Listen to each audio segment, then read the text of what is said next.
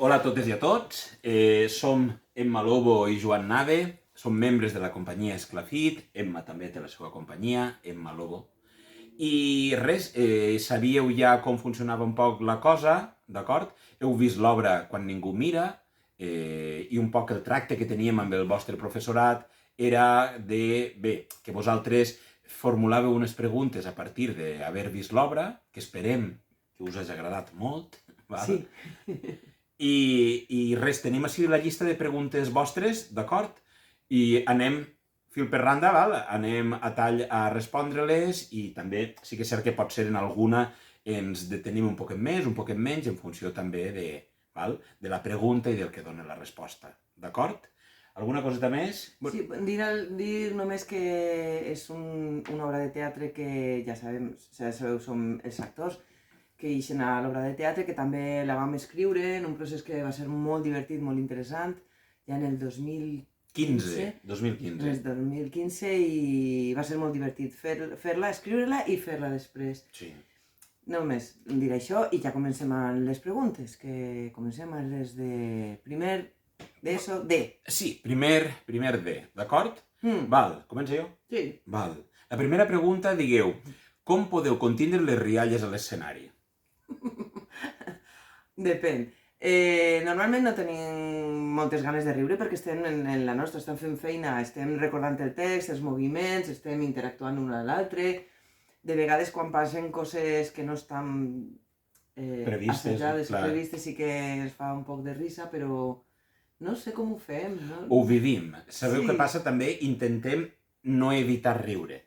És a dir, les emocions al final no les pots parar, d'acord? Les emocions s'han d'expressar. Si les pares, comencen a fer-se més grans encara. Aleshores, sí que és cert que no ens obsessionem a no riure, sinó que estem tan concentrats en el text i en les accions i en compartir allò amb el públic que en el fons no et ve al cap riure. A pesar que la gent pugui estar rient perquè estem fent, doncs, borrades, no? Sí. L'obra és d'humor, ja ho sabeu, a pesar que té un conflicte, té una base d'humor i sí que ho passes molt bé, però no et ve al cap riure perquè estàs tan dins de la història que riuries si estigueres fora, no? Si estigueres en la ment en un altre lloc o distret. I si pot ser, et fa risa alguna cosa, fas que siga el personatge el que riu i no tu. O sigui, incorpores la risa al personatge. Exacte. I és Noemí o és Kento qui està rient-se. Ho fem així. Val, segona. T'ha costat interpretar una edat que no tens? Sí. Totalment. Sí, la directora no volia que farem de xiquets, que posarem veuetes de... o que farem cosetes d'aixes de... No volia una caricatura, no volia que ens burlaren de ser xiquet, i nosaltres tampoc volíem burlar-se d'això. Així que vam treballar sobretot l'energia, l'energia que teniu vosaltres i que té la gent més jove encara, que és una edat molt diferent de la nostra. Molt diferent, clar. I jo crec que ha sigut, per a mi, quasi la cosa més difícil de fer, mantindre aquesta energia de joventut, no? Sí, i d'infància, no? Sí. Perquè també és cert que al final els personatges tenen 2-3 anys menys que vosaltres. Vosaltres esteu entre els 12 i 13, d'acord? I Kento està entre els 9 i els 10, també Noemí, però nosaltres, òbviament, no tenim aquesta edat, però estàvem, com deia Emma, estàvem en l'energia i estàvem no tant que pareguem xiquets, sinó que els moviments i la intenció siga pareguda a la del xiquet. Jo crec que això ha sigut, per a mi, almenys, el més difícil, mantindre aquest nivell d'energia. També perquè Noemí, en particular, és una xiqueta, però a més és una xiqueta que es mou molt, que està tot el temps movent-se, és tot alegria i entusiasme, i això per a mi va ser difícil, divertit, però difícil. Sí. Val, pregunta tercera. Quan deia cabres en lloc de vaques estava el diàleg? Podíem pensar que era una improvisació, d'acord? Però no, estava escrit així. Estava escrit així. Era un dels gags, val?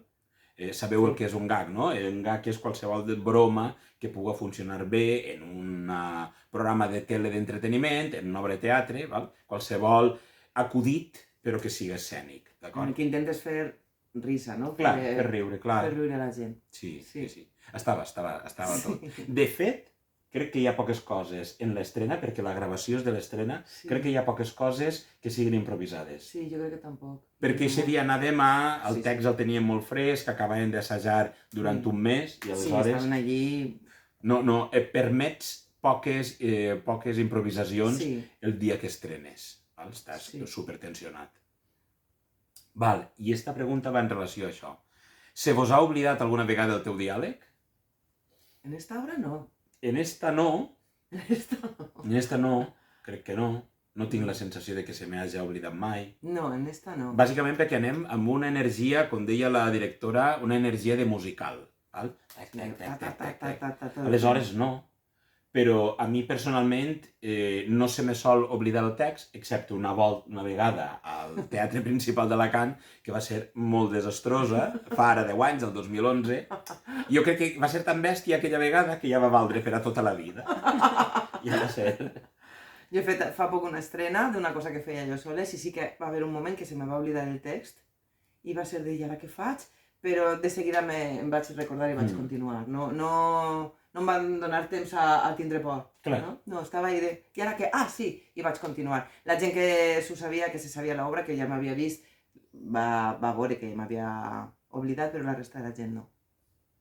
I al final també se t'oblida més si estàs pendent o patint que se t'oblide, Sí. perquè predisposes a que et passe. Sí. Això passa en un examen, passa en una obra de teatre, passa en 1000 coses de la vida que si vas predisposant-te, al final Et passa. et passa. Sí. Val. Quant de temps disposes per estudiar un guió? De quant de temps disposes per a estudiar un guió? Depèn. Depèn. Aquí l'havíem escrita nosaltres i immediatament després d'haver-la escrita la van començar a assajar, com aquell que diu. Sí. Tindre una setmana, 10 dies, màxim. Pot ser, sí. Sí. Però de vegades n'hi ha més. De vegades, a mi, per exemple, jo acabé de fer ara una estrena de teatre i em van donar el text a desembre i acabem d'estrenar el 10 de juny. He tingut 6 mesos. I de vegades vas quasi al mateix temps. O sigui, et diuen, demà assajarem l'escena i te la prens a vesprada. És una bogeria, bogeria, totalment. sí. Però canvia en cada procés, no? Sí, Varia. totalment. Què feu per no tindre vergonya a l'escenari? No pensar-ho. No pensar. No pensar. Sempre diuen que els actors no tenim vergonya, no ens fa vergonya, però no és veritat. El que passa és que no li fem cas a la vergonya. És el meu cas. Totalment. Quan pense, no, quina vergonya faig així, no. I em poso a treballar, a fer les coses que he de fer.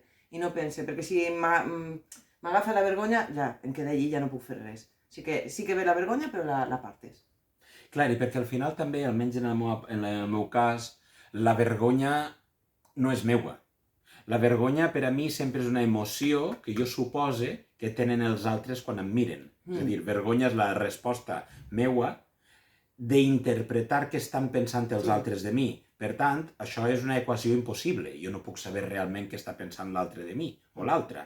Per tant, posats a imaginar què està pensant, doncs seria més fàcil no pensar res, però com que de vegades és quan diuen-me bé, doncs jo almenys en el meu cas pense sempre, transformo aquest pensament. Dic, estan opinant coses bones de mi, i punt. I a mi em relaxa, Sí. perquè tampoc tinc proves de que estiguin pensant coses bones. I al final acabe en el punt en el que està Emma. És a dir, estic en el que estic fent i aleshores ahir no és impossible que aparegui la vergonya. Sí, no estic estàs... concentrat en el que estic fent. Sí, totalment. Molt bé. Val, més preguntes. Què hi ha de personal? Què hi ha de personal a les vostres interpretacions? Doncs jo crec que molt, perquè com el text és nostre i el vam escriure que jo escrivia la part de Kento i jo escrivia la part de Noemí, jo crec que hi ha moltes coses, encara que potser no siguin les coses que nosaltres mostrem. Vull dir, a mi m'agradaria ser més com Noemí, en el sentit de que a Noemí res li fa por, és molt entusiasta. Jo sóc entusiasta, però no sóc tan entusiasta com ella. Però sí que pense que tinc moltes coses de Noemí i que tinc també moltes coses de Kento, no? O sigui que hi ha molt de mi en el personatge, sí. A banda del cos i la veu, clar. Clar, sí. Jo crec que també, perquè al final cadascú escrivia. Era molt xulo el procés. Era molt xulo. Jo no havia fet mai res igual i no he tornat a fer res igual. Perquè vos feu una idea, sabeu que en Google Drive, els documents de Google, poden ser compartits, d'acord? Aleshores, de vegades estàvem en la mateixa habitació, però de vegades estava Emma a sa casa i jo a la meua, d'acord? I estàvem els dos amb el document obert. Val? Aleshores, teníem allí la retaïla, no? La filera de Kento Noemí, les intervencions, i ella escrivia i jo responia al que ella havia escrit. Per tant, té un puntet d'improvisació, és a dir, pactàvem per on aniria l'escena. Més o menys. Més o menys, la pactàvem, però hi havia dies que un dels dos feia el gamberro, d'acord? I se n'anava del que estava proposat i l'altre sempre estava en acceptació. Has escrit això? Doncs com si estiguérem en el carrer, fórem amics i estiguérem interactuant no podem pactar tu no pots pactar una conversa que tens amb tu parent, mare, o corre. Doncs el text també està escrit en una part d'això. D'ell escrivia una frase i jo deia, caram, i haguera preferit que hagués escrit una altra cosa, però acceptava el que ell havia escrit i li responia. Sí, jo crec que només va haver una o dues vegades, però en el meu cas, perquè jo em vaig perdre, de sobte no sabia què estava passant, perquè estava dient-me això i cap a on anaven, i sí que van tallar per a parlar. Bueno, no entenc, però on anem? Però quasi tot el temps era com tu has dit, tot el temps era com una conversa, però escrivint.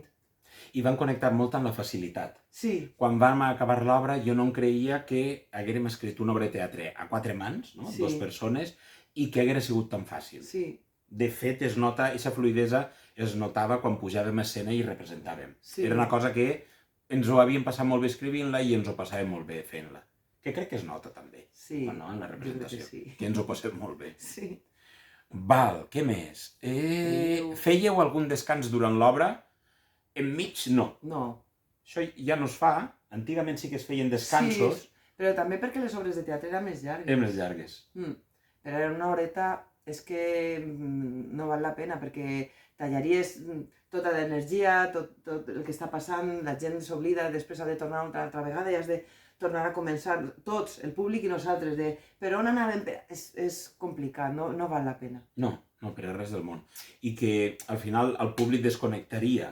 Clar, i aleshores els convides a un viatge que dura una horeta, és intens, d'acord? Doncs és millor, és com el cine, no? El dia d'avui les pel·lícules no tenen descansos, que abans fa 50-60 anys sí que tenien descansos. Sí, és el mateix. Entres, la veus i te'n vas. I te'n vas. Val, quin és el significat últim de l'obra de teatre? Té a veure amb l'aport dels xiquets? És que nosaltres volíem fer una cosa per a xiquets i xiquetes i no sabíem molt bé què fer. I vam agafar un full gran i vam començar a posar idees, a fer una tempesta d'idees, es diu? Sí, una pluja d'idees. Una pluja d'idees, estaven allí i de sobte va aparèixer el tema de la por, que jo crec que té molt a veure amb nosaltres i vam voler parlar d'això. Jo no sé si l'obra té un significat, és a dir, com un lema, no? Com el que s'ha de pensar després de veure això és tal. A mi això no m'agrada. M'agrada més que la gent isca del teatre i puga parlar del que ha vist. Mira, doncs jo estic d'acord, jo no estic d'acord, a mi m'ha passat això, a mi m'ha passat l'altre, no? Per a mi el significat que jo no sé si Joan volia fer això, però el que jo volia era respectar molt els sentiments dels xiques i de les xiquetes, i parlar d'aquest món, dels sentiments i de les emocions dels xiquets amb molt de respecte. I també amb molt de respecte amb la por, pot ser perquè jo he sigut molt poruga quan era xicoteta i ho passava molt malament perquè a més era la major dels germans i la que més por tenia, així és que volia ser respectuosa amb això i parlar de la por, però no...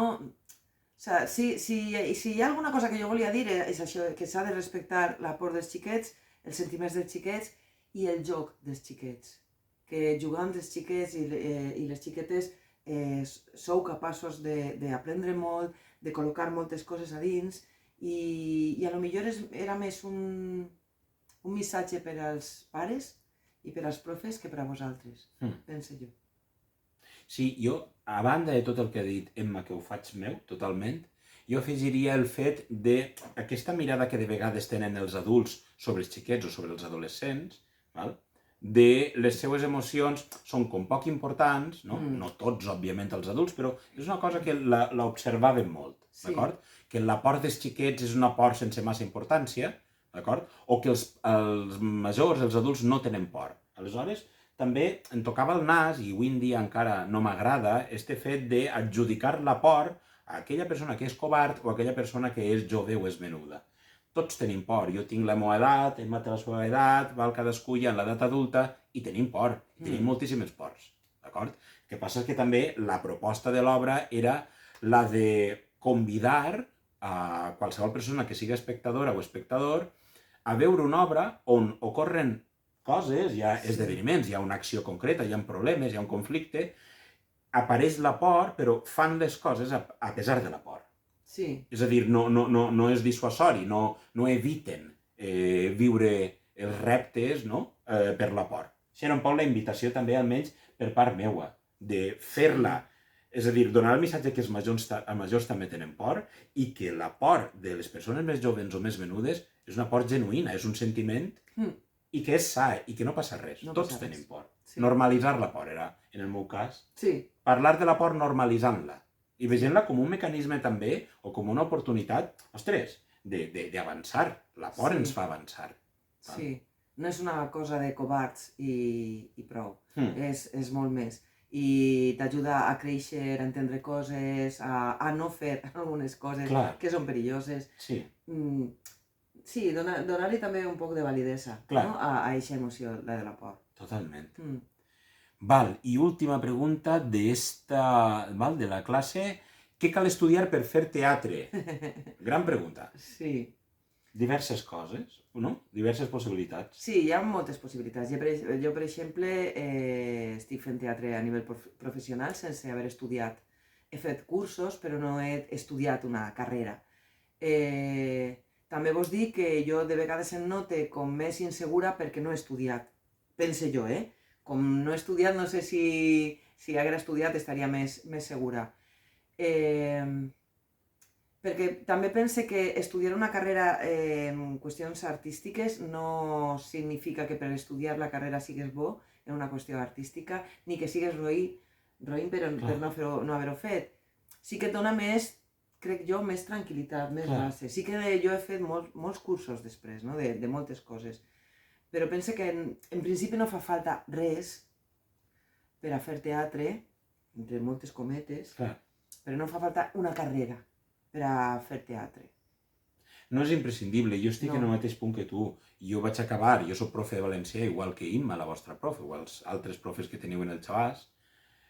Jo vaig fer filologia catalana, jo no he treballat mai a un institut i directament vaig muntar una companyia de teatre quan vaig acabar la carrera.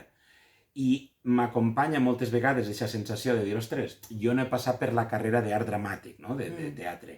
Però sí que és cert que moltes vegades els que no hem passat per aquesta formació més reglada, més oficial, ens hem inflat de fer formacions, de fer cursos, paral·lels. Jo, per exemple, durant 10 anys em vaig gastar tots els meus estalvis, tot el que estalviava m'ho gastava en formacions. I al final vas agafant la teua motxilla de recursos per a pujar a escena, tot el que tu eres com a actor o actriu, doncs apareix quan fas teatre. I això ho has pogut agafar de diversos llocs. O de fer molt de teatre, o de fer cursos separats, o d'haver fet la carrera. En el nostre cas, doncs, és una d'aquestes 3 possibilitats.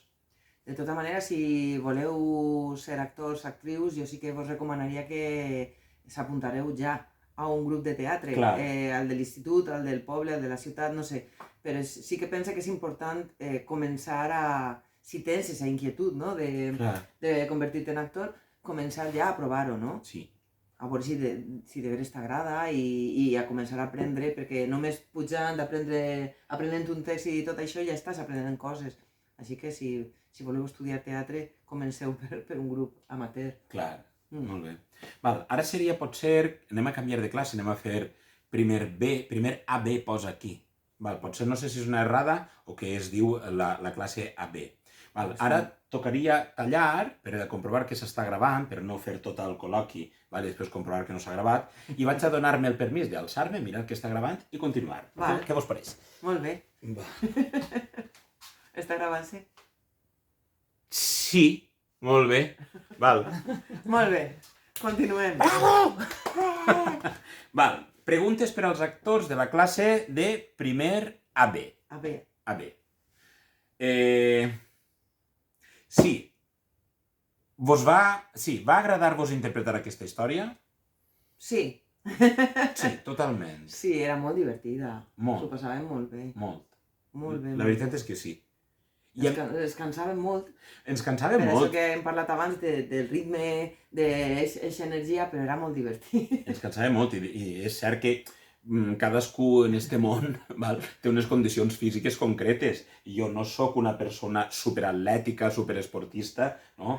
I les indicacions de la directora és això ha d'anar ràpid. I jo en els assajos anava amb la llengua fora. Però bé, a pesar del cansament, va ser molt xulo. Sí, va ser molt xulo. Val. Preferiu actuar en públic o sense públic? En públic.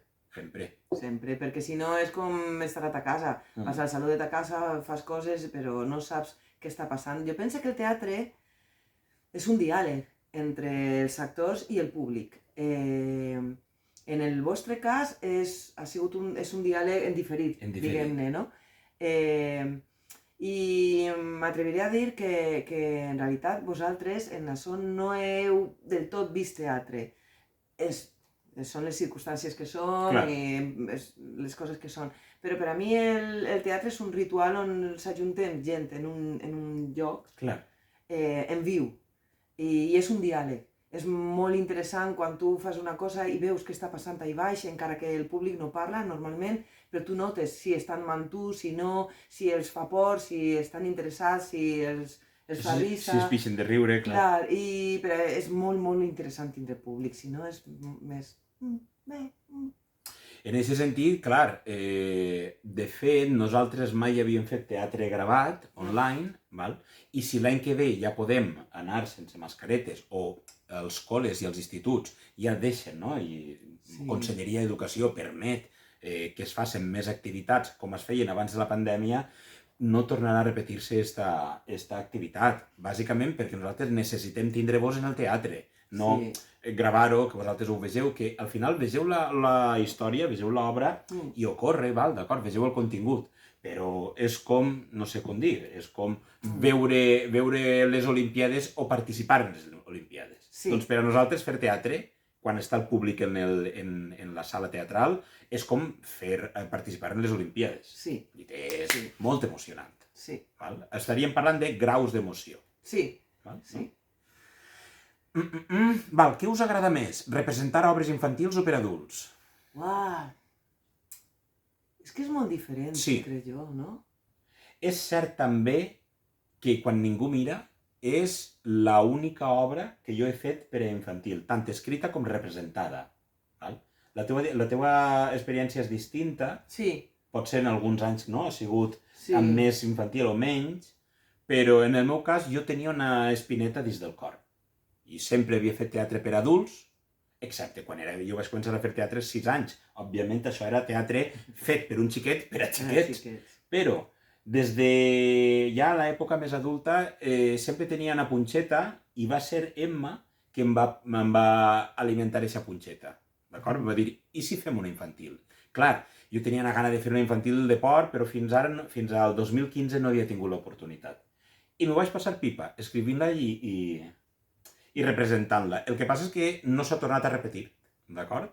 I sé que es repetirà, però encara no ha hagut l'oportunitat. Per a mi és distint. És molt diferent, sí. I no sé explicar ben bé per què. Jo sí que recordo, per exemple, quan en una altra obra de teatre vam anar a l'Escalante, jo crec que mai havia fet...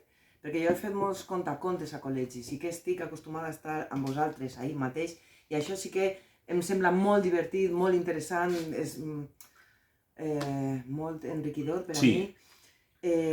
Però una obra de teatre infantil l'havia fet fa molts anys i vam estar a l'Escalante de València i la primera vegada va ser molt per a mi perquè jo sempre havia fet teatre per adults i quan es van apagar els llums de la sala, tota la gent que hi havia allí, que eren xiquets de 8 anys, van començar a cridar com si estigueren bojos tots. I jo això mai ho havia viscut. I va ser com, què passa? Després ja em vaig acostumar perquè passava tots els dies. S'apagaven els llums i tot, i era de què passa? Però sí, així sí que ho recorde com... Sí. I és diferent com s'ho fa la gent gran quan està veient i com s'ho fa la gent de la vostra edat. És diferent l'energia, Sí. com participeu, i t'has d'acostumar, no?, a una cosa i a l'altra, però a mi m'agraden les dos. Clar, són dos nivells de complicitat. Sí, Un diferents. adult, en tant que ja se suposa que ha passat tot el seu procés d'educació, Se suposa. també ha anat, els adults per a mi estem moltes vegades, doncs, si fórem una llumeta o nosaltres fórem un panel amb moltes llums, de vegades hi ha molts adults que tenen moltes llumetes apagades. Sí. Què em passa a mi quan treballe i el públic és infantil o juvenil com vosaltres? Doncs que teniu totes les llums enceses i aleshores em permeteu, metafòricament, m'agafeu de les mans i m'ajudeu a ser gamberro. I això per a mi és una oportunitat fantàstica. Una persona, el públic adult pot riure del que tu fas, però guarda una distància, d'acord? S'apaga unes quantes llums per a poder estar allí. Un xiquet o un jove com vosaltres no s'apaga les llums. Si no li interesses, passa de tu. I si li interesses, està molt, molt amb tu. Sí. I això, aquesta incondicionalitat m'agrada molt. Sí. És molt exigent, però a mi em posa les piles. Sí. Fa que les meues llumetes s'encenguen. Sí, és xulo. M'encanta la metàfora que acaba de posar. Sí. Val, què més? Molt de temps heu necessitat per assajar l'obra. Molt de temps heu necessitat per assajar l'obra. Què van ser? 15 dies escassos. 15 dies a juliol, vam estrenar a octubre, vam fer 15 dies a juliol, sí, i després van ser 10 dies. Setmana i mitja. Sí. Va ser poc. Va ser poc. Va ser un procés intens. Va ser un procés intens i un poquet dur per això, perquè teníem poc de temps, per qüestions d'altres tipus que no tenien a veure amb l'obra, de treball, i va ser un poquet dur per això, perquè anaven molt ràpid en tot, no teníem temps de buscar, i la diré al costat de vinga. Així que va ser poc temps, intens, per a mi divertit també, i dur de vegades també, les dues coses. Perquè entres en un procés on s'involucren les emocions, i no vens a fer qualsevol cosa, no estic pintant una paret de blanc, no. Estic fent teatre i estic obrint el coret i fent i representant algunes emocions. Aleshores, si això va en un context de, ostres, només tenim 10 dies, hi ha un component d'estrès important. Sí. I no mola estar estressat. No. Vale, ja està. En aquest treball menys. Exacte. Val, sempre heu volgut ser actors? No, jo volia ser metge. Metgessa. Sí? Sí, jo des dels 5 anys volia ser metgessa perquè mon pare era metge. Després vaig començar, per coses que no venen ara, no, vaig començar a estudiar química i vaig entrar a l'aula de teatre de la universitat i va ser ahí on vaig descobrir el teatre. No és veritat del tot perquè jo escrivia obres de teatre i les fèiem a l'estiu per als pares i tot això, però mai havia pensat en ser actriu. I va ser ahí, era molt divertit, era molt més divertit que la química per a mi, en aquest moment, molt més interessant i se'm donava bé, jo em sentia bé damunt l'escenari. I va ser per això de, doncs això m'agrada molt, vull ser actriu, i vaig començar. Que bé. I en el teu cas? Jo sí i no, és a dir, jo faig teatre des de 6 anyets, d'acord? I he participat, doncs, quan era primària, en les obres de primària, quan era secundària també, al teatre universitari també vaig estar, però he tingut diversos impulsos, no? Des de ser notari, quan tenia 6 anys jo volia ser notari, algú m'havia dit que guanyàvem molts diners, ja ho veus tu, notari jo, periodista, psicòleg, professor de valencià, vaig voler ser moltes coses, en molts llocs, però sempre estava això i actor. Fins a un punt en el que encara estava fent la carrera i em vaig adonar que el que més m'agradava a mi en el món era escriure i representar teatre. I crec que vaig fer bé, de fer cas, no?, a aquesta veueta. Veueta que coincidia i que convivia amb altres veuetes exteriors que deien la interpretació, ser actor o actriu, això no és una bona manera de guanyar-te la vida. Clar, això va calant, fins al punt que t'adones que si no faig això que vull, què vaig a fer? El que volen els altres, doncs no. Ja està. Sí. Un rebel, soc un rebel. Val. Des de quan sou actors? des del Pleistoceno superior, Sí, no? des dels 20 anys, 19 anys, que vaig començar a l'aula de teatre de la Universitat d'Alacant i a l'any i mig me vaig deixar la carrera i ja vaig començar a fer coses professionals. Clar. Així és que fa molt de temps, molt, molt de temps. En el meu cas va ser més dilatat perquè jo feia teatre des de 6 anyets, però és cert que entro en el teatre professional prou més tard. Jo començo a fer teatre professional serien els 29-30 anys. Fins a aquest punt sí que havia fet molt de teatre, doncs des del punt de vista amateur, en el meu poble, a Benissa, i sí, però realment és difícil. Jo crec que jo he nascut actor, i és que ens agrada, hem nascut actors. Sí. Val, què vas pensar quan vas assabentar-te que el teu personatge tenia una vida imaginària? És que, clar, no funciona realment així. Va ser una decisió. Clar, perquè és que a més, Clar.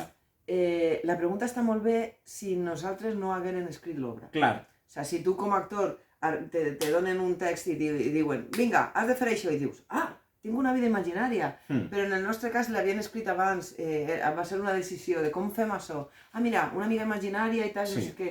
així és que no recordem així... Sí que és cert que nosaltres volíem parlar d'aquest tema concret, de l'esport, dels xiquets que...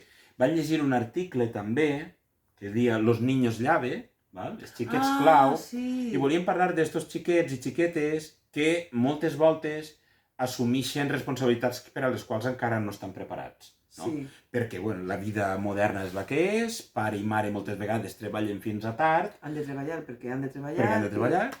I aleshores són xiquets que porten la clau, vos sonarà, no? Portant la clau penjada. Són xiquets que arriben de vesprada a casa no hi ha ningú. Doncs això ens ho hem trobat tots, d'acord?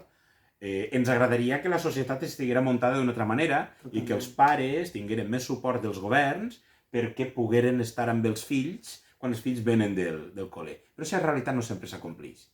Aleshores, volien contar aquesta història a banda de la de les ports i van pensar quin personatge podia contar-ho.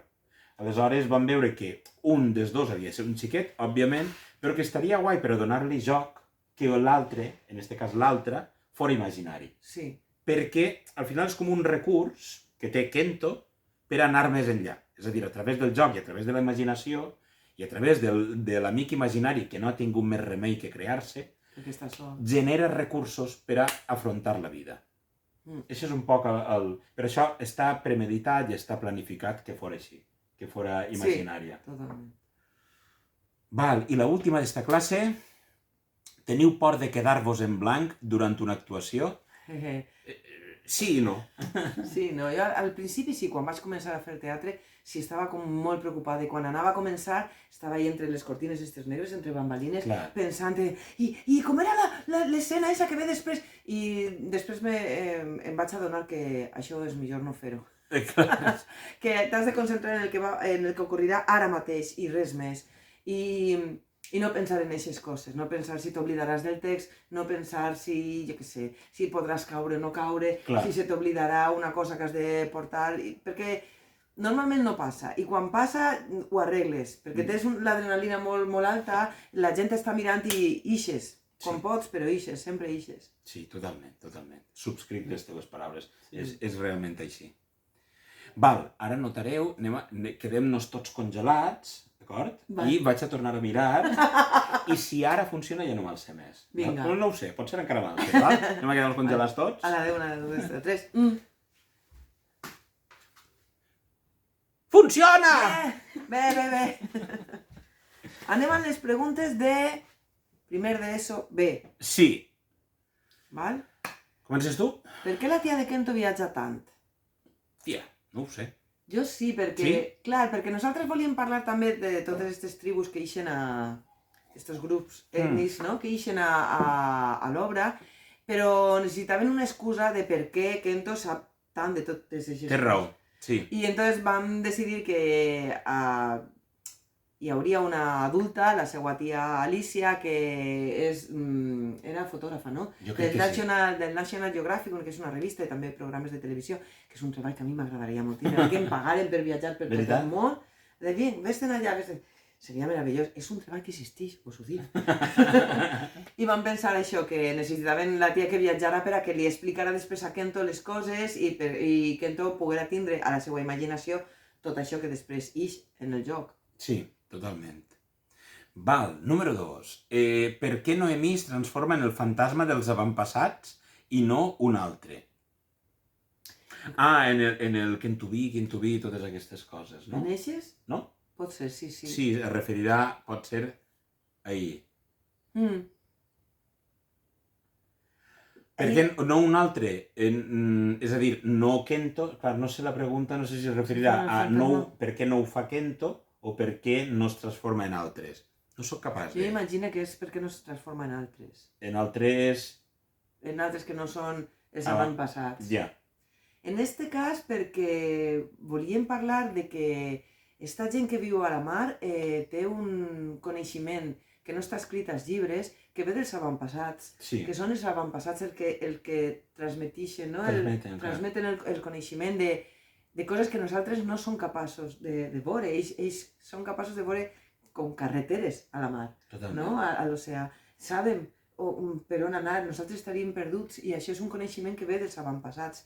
I en aquest moment de por, que la barca ha caigut per la balena i tot això, ell recorda, perquè recordem-se que Noemí no existeix, que és sempre Kento, ell recorda, utilitzant a Noemí, tot el que sap, perquè s'ho havien explicat els avantpassats. Per això no podia ser un altre, havien de ser els avantpassats. Sí. I també, pense jo ara, no sé si quan la vam escriure tenia aquesta reflexió, sí que la tinc ara, val? Al món occidental, no? És a dir, Europa, Estats Units, hem anat a l'hemisferi sud durant molts segles a agafar els seus recursos naturals, d'acord? I moltes vegades, per què hi ha persones de pell negra a Estats Units? Doncs perquè són esclaus africans. El comportament que ha tingut sempre a l'hemisferi nord, els països, anem a posar-li el nom de més rics, amb el sud, és d'arribar i com que jo tinc la tecnologia i jo sóc l'intel·ligent i l'avançat, a tu et sotmet, et faig esclau o m'enduc els teus, d'acord? Els teus recursos. Què passa? A nosaltres ens encanta, no sé si ens encanta, però per a nosaltres és inevitable mirar aquestes societats des del punt de vista del tresor que tenen. Tresor natural i tresor de coneixements i tecnologia. Una tecnologia que no ha passat per les universitats, però que és una tecnologia. I volien també retre homenatge a això, al saber ancestral d'aixos pobles, per posar-li una etiqueta indígenes. Que al final jo sóc indígena valencià i aquestes persones són indígenes bajau, per exemple. Per exemple. Sí. Perquè tenim una cosa amb el coneixement que és com el coneixement escrit, no? A Occident valorem sobretot el coneixement escrit, el que podem escriure, el que podem transmetre escrivint, però hi ha altres tipus de coneixement que són molt profuns, molt antics, i que volíem validar també, com este, no? Per exemple. I aquest coneixement nosaltres l'hem vist, és a dir, la meva iaia, nascuda el 1902, no sabia llegir ni escriure, però sabia el nom i les aplicacions d'almenys 50 o 60 herbes que hi ha a la Marina Alta i concretament a Benissa. Herbes que utilitzava per a curar-se. Que al final és també allò de, un moment, que persones pobres o persones que no han tingut accés, per desgràcia, a l'educació, tenen un saber fantàstic i superútil i són capaces de sobreviure. I en aquest sentit és també allò de donar aquest missatge. Aquí hi hauria molt per atraure, molt de fil. Sí. Val, esta ja l'han feta, esta també, val, quan va començar? Sí. Per què ha escollit Kento aquestes dos tribus? Ha escollit més. N'ha escollit més. Estan els Raramuri, els Bajau, els Inuits, els Masais. Els Masais, 4. I els aborígens australians. I els aborígens australians, 5 tribus. Vam estar buscant diferents maneres d'estar al món i volíem que foren molt diferents entre elles i elles amb la nostra forma de de viure. Sí. Així és que vam buscar per tot arreu els que ens donava, i també les que despertaven la nostra imaginació. Exacte. Havíem d'escriure, i potser a lo millor trobàvem alguna cosa, alguna tribu, alguna ètnia que podia ser molt interessant, però que no ens despertava la imaginació. Clar. I de sobte era, esta, corre, això és molt divertit, i començaven, no? El Sí. Més Raramuri, per exemple, no? Per això vam fer tot un treball de documentació, no? De Totalment. buscar documentals i escrits i tal, per saber, no? Que hi ha totes les infinites maneres que hi ha d'estar al món. Sí, i perquè som uns bojos de l'antropologia, ens encanten estudiar i saber coses, d'acord, d'altres comunitats humanes que potser no tenen mòbils i ordinadors, però tenen un coneixement fantàstic del seu medi on viuen i sobreviuen molt millor de vegades que nosaltres en segons quins contextos. Totalment. I perquè també necessitàvem eixir, crec jo, d'este rotllo de la cultura occidental o la cultura europea és el centre del món i com nosaltres no viu ningú. Doncs, per exemple, hi ha una tribu a Sud-amèrica, una comunitat humana, que són lúdics, totalment lúdics. És a dir, no treballen i tot l'esforç que fan és per a menjar, però després es passen el dia jugant i rient. Això per a mi és l'Edén, això per a mi és el paradís. Que al final hi ha moltes més opcions de vida que aquelles que nosaltres coneixem, per sort. I per això em van buscar de tots els continents. Sí, de tots els continents, que foren molt diferents, d'aigua, de no aigua, de calor, de fred, sí. Com es vau preparar per a representar els personatges? És que va ser un procés. Sí. És que en el fons, com que havíem escrit l'obra, sabien quina història estaven contant, perquè una obra de teatre, tu no eixes a representar un paper, sinó que eixes a escena a contar una història, en global, d'acord? Ja sabien què és el que volien transmetre. Al final, els personatges van eixir sols, com aquell que diu. Sí que van començar amb el moviment, del que estàvem parlant al principi, no? Amb el moviment i sobretot l'energia, no? I distingir molt bé aquest tipus d'energia de la gent jove com vosaltres, que no som nosaltres, de la nostra, no? Van començar per ahí. És així. Val, heu improvisat en algun moment de la representació per haver-vos quedat en blanc? No, això no. Això ja l'havíem... Alguna volta se vos ha oblidat el que havíeu de dir en alguna obra? I tant, i tant. En quantes obres heu actuat? Esclafit té més obres? Sí, Esclafit té més obres. A veure, jo no sóc capaç de recordar en quantes obres he actuat, seran unes 30, no? Des de ben xicotet, o des dels últims 20 anys, hauré estat en 30 obres de teatre, més o menys. Més xicotetes, més curtes, que s'han representat durant més temps, algunes en un període més breu. Sí, moltes, jo tampoc puc contar-les. Sí que guardé el que vosaltres dieu el guió, però que jo li dic el libreto. Sí que guardo els libretos de tot, però són 5 o 6 carpetes, sí. Sí, jo també tinc un mobler, clar, jo tinc un caixó on estan tots. Sí. I segona pregunta d'esta persona, Esclafit té més obres? Sí, tenim obres que es representen per instituts, d'acord? Xus, que és teatre en anglès i en valencià, s'ha fet per al Xabàs, per al vostre institut. També Rita Trobador, és una obra que tracta sobre qüestions que fareu a classe en tercer d'ESO. I Joanot, és un monòleg que faig jo, vaig escriure i que represente sobre la vida i l'obra de Joanot Martorell.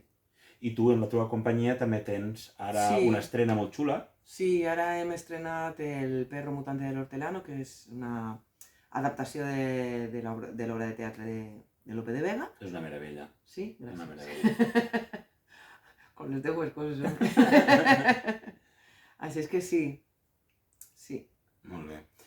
Per què Kento té un amic imaginari? Pues és una gran pregunta. A veure, la resposta fàcil és perquè està sol. Sí. Aquesta és la resposta fàcil. Té un amic imaginari perquè la seva mare i el seu pare li han dit que quan isca del col·legi s'ha d'anar a casa i no quedar-se pel carrer perquè ha de fer coses. Ha de fer el sopar, ha de replegar coses a casa i ha de fer els deures. I s'avorreix. Sí. I s'inventa un amic imaginari. I jo diré una cosa però no l'explicaré. Cadascú que pense, no?, el que puga. Perquè no té més remei. No té més opcions. És a dir, o té un amic imaginari o... Sí. passaríem ara a les preguntes de com anem de temps. Fantàstic. Val. Estem fent molts pesats, i ara quan no n'hi ha ningú aquí darrere, vosaltres dieu, no! Val. Primer d'ESO, C. Val. A veure... ok. Queda SS només. Sí, i aquí baix queden aquestes preguntes d'aquí. I ja està. Val. Ok. Anem bé. Sí, anem molt bé. Val. Havia dit que no m'alçaria, però estic patint de que no es Vinga. grave. Vaig alçar-me. Ei, no patis res. Està gravant-se? Molt bé, està gravant. Bé! Bravo! Val. Quina és la vostra part favorita? Molt bona pregunta. A veure, a mi m'agradava molt la part de la por real que passava a la casa perquè hi havia un soroll. A mi m'agradava molt. I després m'agradava, per estranya, la part esta dels aborígens australians. Del digeridú. Del giridú, però que era estranya. Perquè eixim ja... Perquè eixim dels papers... Fem una pausa. Clar. Sí, eixim dels papers per a parlar del que està passant-li a Kento per dins, no? Sí. Fent una comparació amb el que li passa a un xiquet aborigen australià, no? Mm.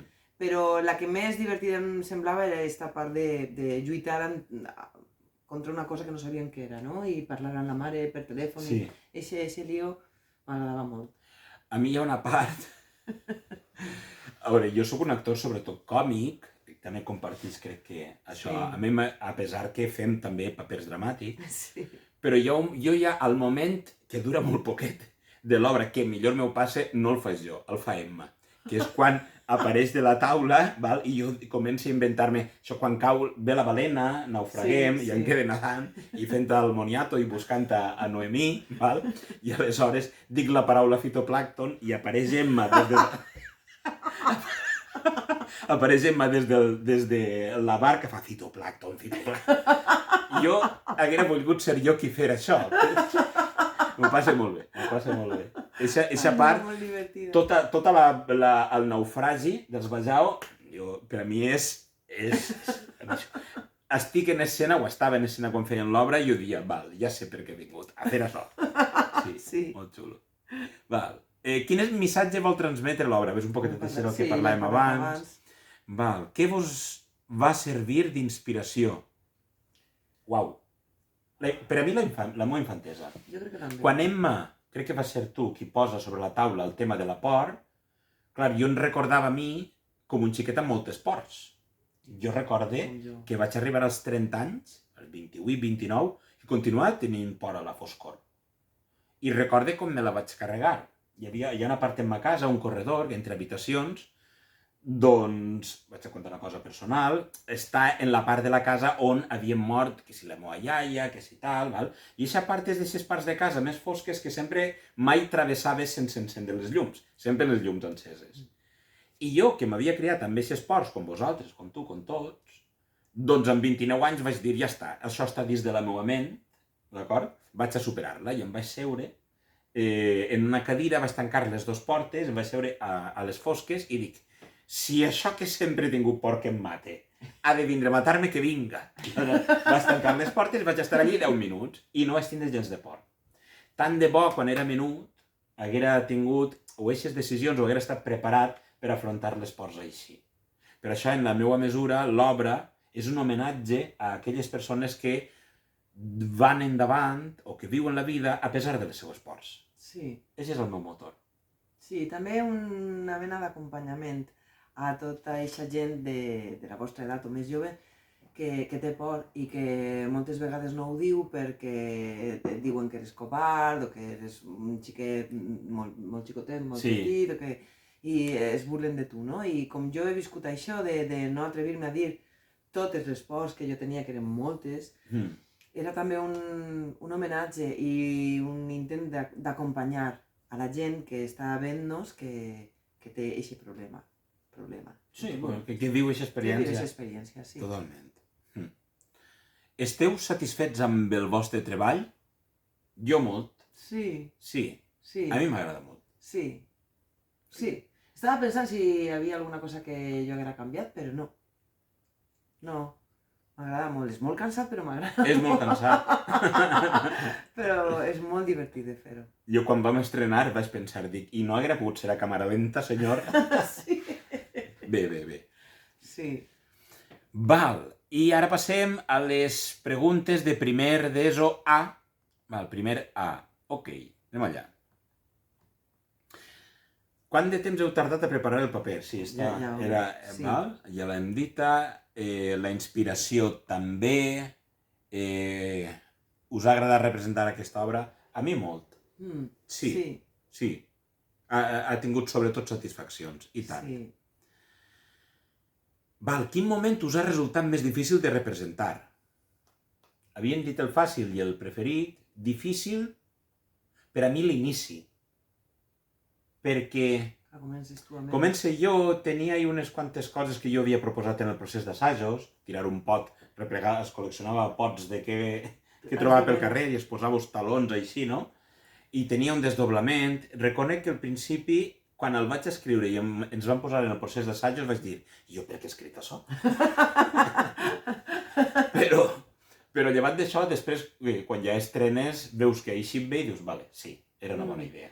Però això em va costar, Sí, jo crec que a mi em costava també estar esperant dins de la... Del circ aquell. Del circ aquell, esperant a tu, perquè havia d'eixir amb molta força d'un racó molt xicotet i així com en fred, no? Això i el final, que era tot el resum, de recordar-se del resum, a aquesta velocitat, era com...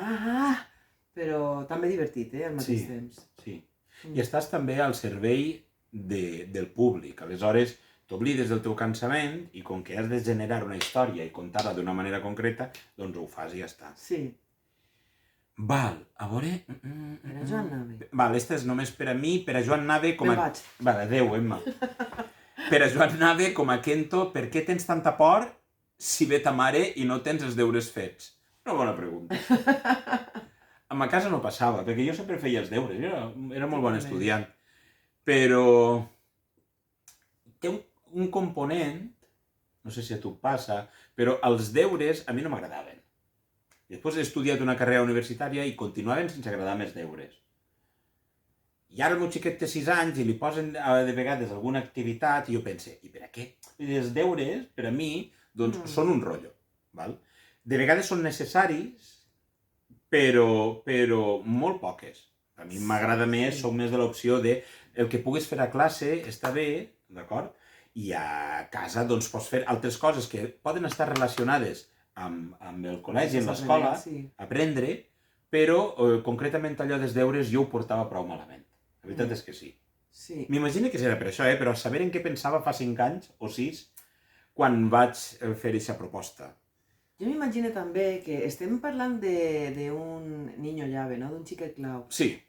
Jo m'imagino que sa mare, que no ixa a l'obra, però sí que pensava molt més amb ella que amb el pare, veritat? El pare quasi no... No.